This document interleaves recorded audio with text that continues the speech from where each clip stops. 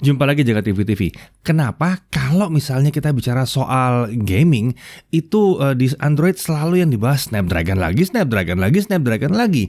Ada apa dengan SoC atau prosesor yang satu itu? Apakah ini cuman karena menang nama? Sebetulnya nggak gitu. Jadi mungkin yang perlu diketahui adalah mengenai Snapdragon Elite Gaming. Ini yang bikin gaming di Snapdragon jadi luar biasa enak.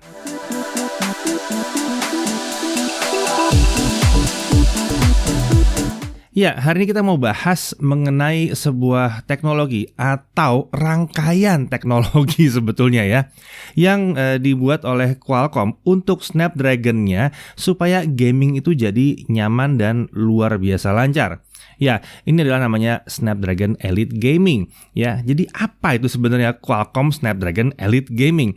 Sebenarnya agak kurang tepat kalau dibilang ini sebuah fitur, tapi secara terminologi Qualcomm membuat Snapdragon Elite Gaming sebagai satu kasta atau kelas pengguna. Jadi image elite kan identik dengan kasta status sosial paling atas gitu ya. Jadi Snapdragon Elite Gaming ini intinya adalah kasta gamer paling tinggi kalau pakai SoC Snapdragon tentunya gitu ya. Nah, SoC yang termasuk dalam kelas elite ini atau yang memasukkan ke dalam kelas elite ini itu diberikan fitur-fitur gaming yang khusus oleh Qualcomm. Kita akan bahas mengenai fitur-fitur apa saja itu ya. Nah, fitur pertama adalah high speed gaming. Qualcomm itu bekerjasama dengan banyak pengembang game untuk menembus batas FPS di smartphone hingga bisa nyampe 144 FPS.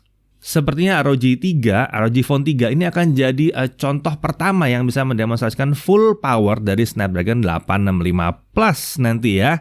Karena udah dipadukan dengan layar 144Hz dan tentunya ini termasuk dalam Elite Gaming. Kita lihat nanti ya gamenya ada apa aja. Kemudian ada True 10-bit HDR Game Rendering and Display. Ya, True HDR dapat membuat kita bermain game dengan color 10-bit atau 10-bit color depth dalam Rec 2020 Color Gamut ya.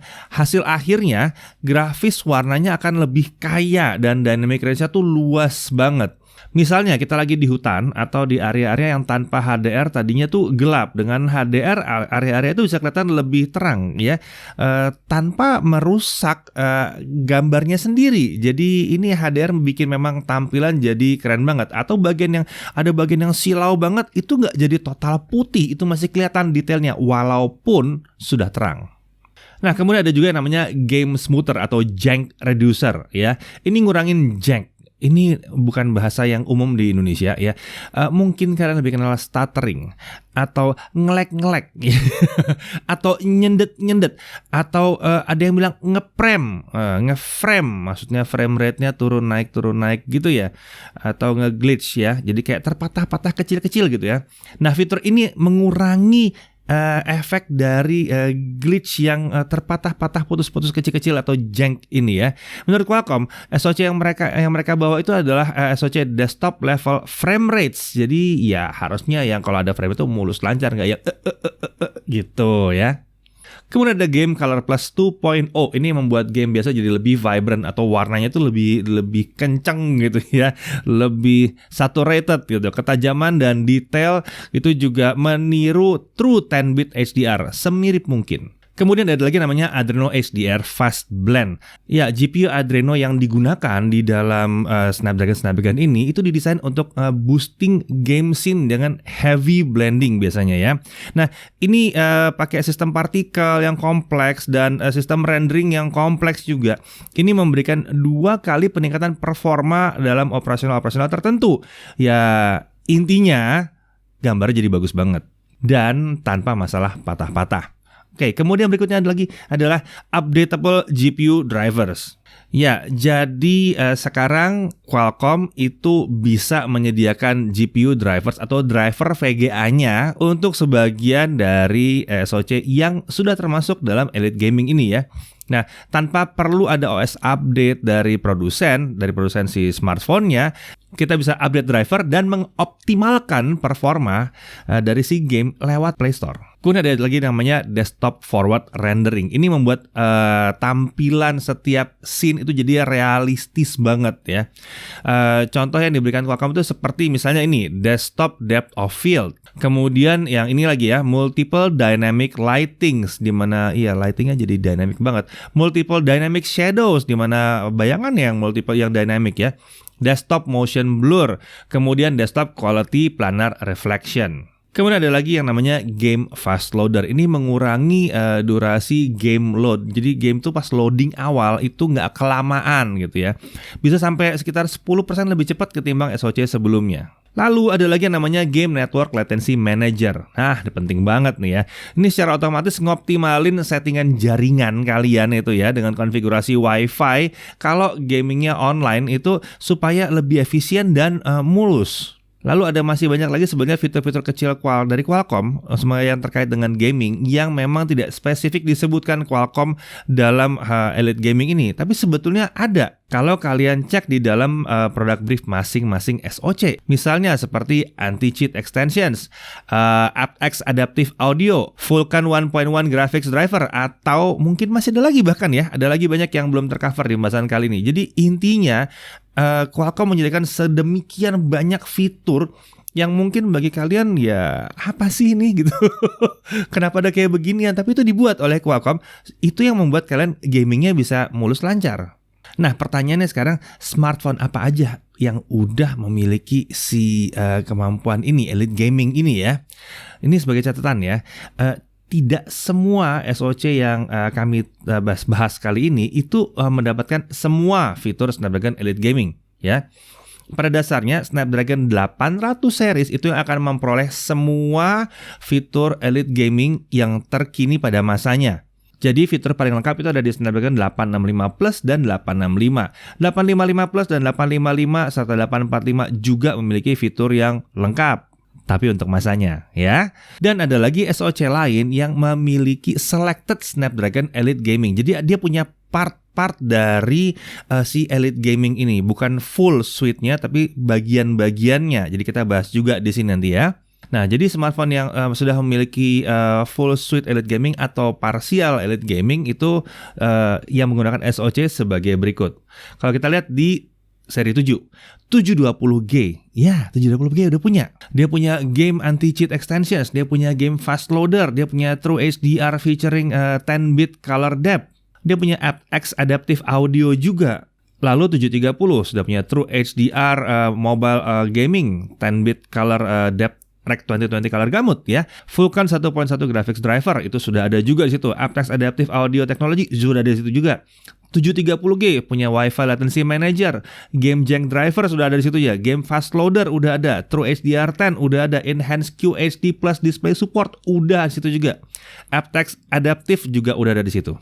Lalu 765G Qualcomm Jank Reducer versi 2.0 sudah ada di situ.